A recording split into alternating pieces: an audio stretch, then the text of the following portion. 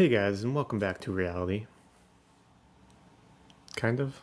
I'm Rob, an FE-SE ENFJ jumper in the objective personality system. Today we're going to look at Chris Rock on the Howard Stern show right before Howard Stern got remarried to Beth Stern in 2008. Chris was recently typed as an ESTP jumper, an SE-FE, and Howard Stern is an INTJ jumper, NiFi. These two have pretty different types, particularly the Ni versus SE, IJ versus EP, and the FI versus FE. Howard chose not to invite Chris to his wedding, and he gives a few reasons for that, but let's see if we can figure out the real reason he might not have been invited. Let's check it out.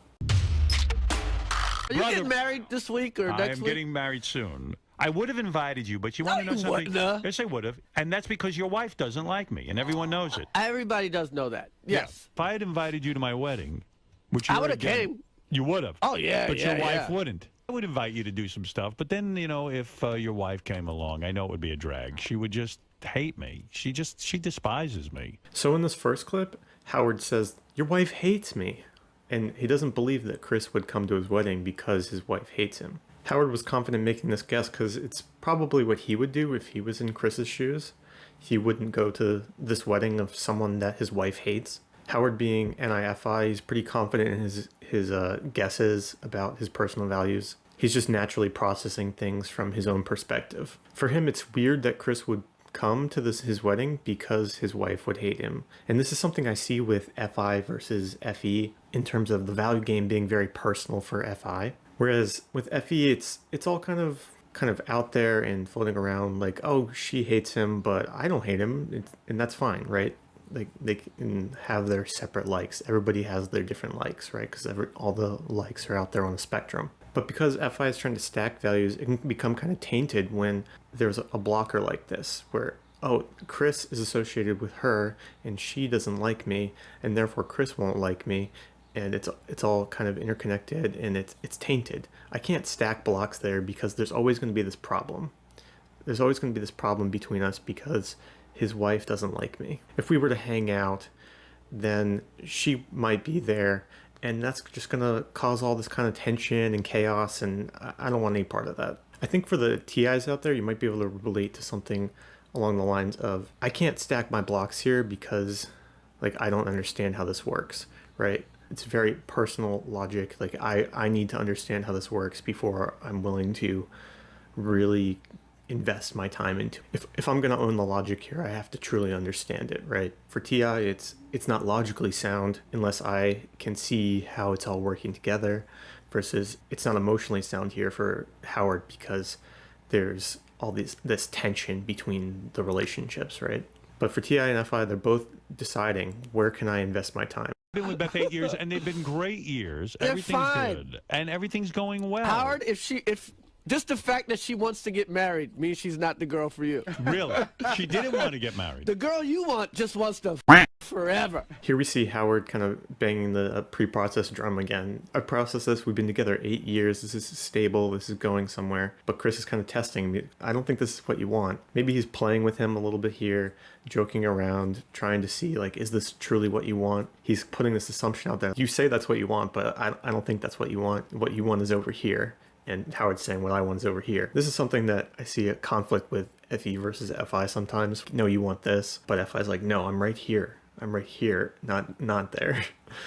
FI doesn't necessarily like being tracked by FE in this way because FE is kind of painting with a broad brush, right? We're like, oh, no, you're like more this kind of guy. You're like a purple color over here, where he's saying that he's blue.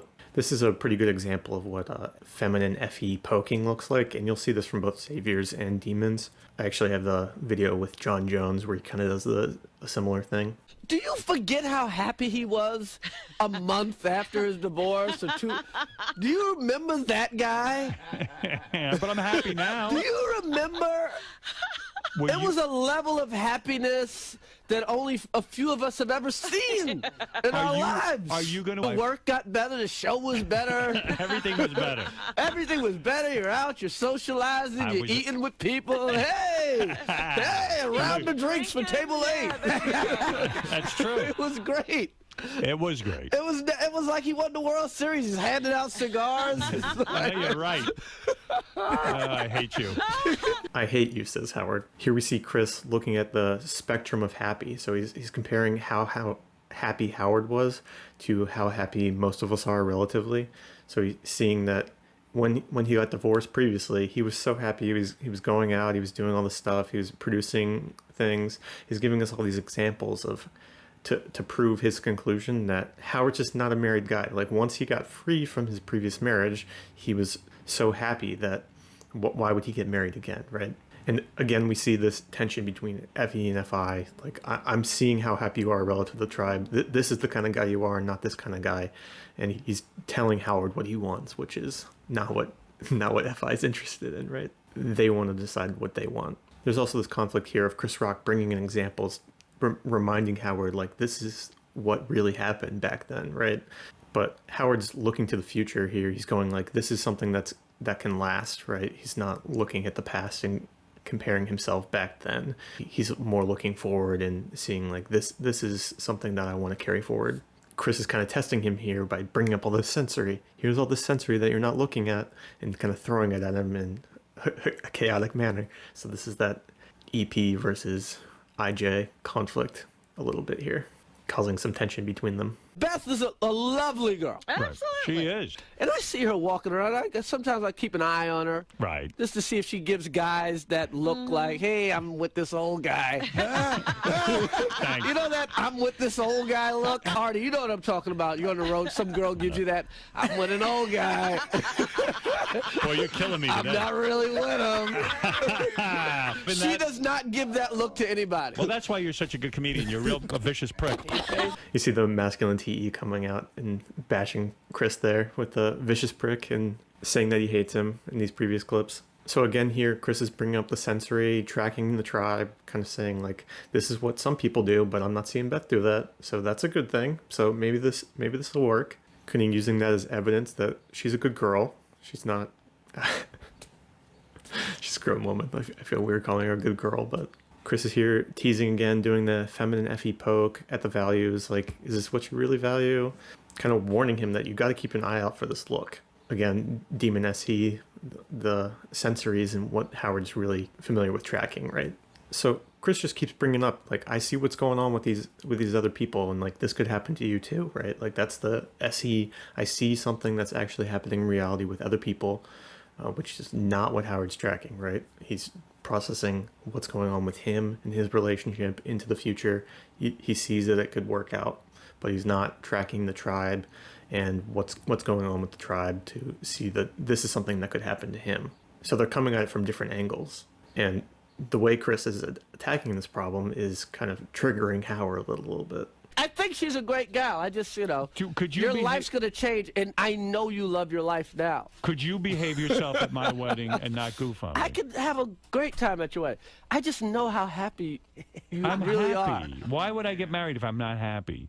I'm happy. Because you're a guy. Here's the thing. When you're a Howard Stern, or you're one of these guys, you have strippers on and porn stars on all the time. Yeah. When you are with a woman, people don't give that woman the utmost respect. They assume you're like with another floozy. Right. So guys like Howard get married a lot. This might be his, this is... So be it. So I'll be married a couple of times. That's what I told Beth. Things go wrong, we'll try it with someone else. So here we see like a little bit of an observer thing. Chris saying like, this is not the pathway for you. This conversation isn't about the people, right? It's not about Beth as a person.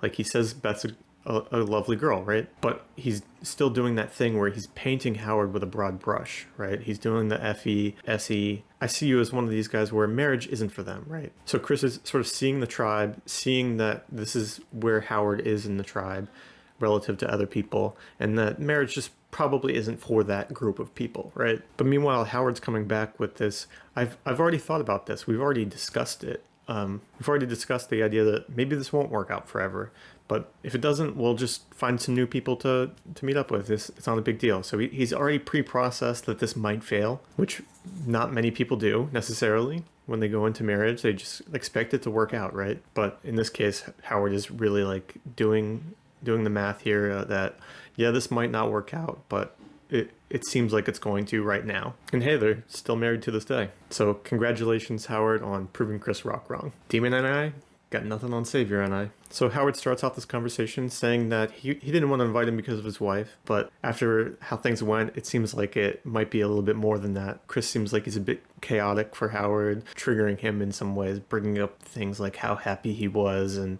how he's not really sure that getting married is the right thing for him. The EP might just be a little too chaotic for the IJ. So what do you guys think? Why didn't Chris get invited to Howard's wedding? Was it because of his wife? Was it because maybe his FE played a little too much with his FI? Let me know in the comments below. If you like this video, please like and subscribe. You can also check out my blog at subjectivepersonality.com or follow me on Twitter at subjectivePblog. Until next time, see ya. All right, Chris, we've had enough of you. He can stay home that night. Oh, my God. Yeah, you're out. I think you've completely freaked out, Howard. That's my job. And that's because your wife doesn't like me, and everyone knows it. Everybody does know that. Yes.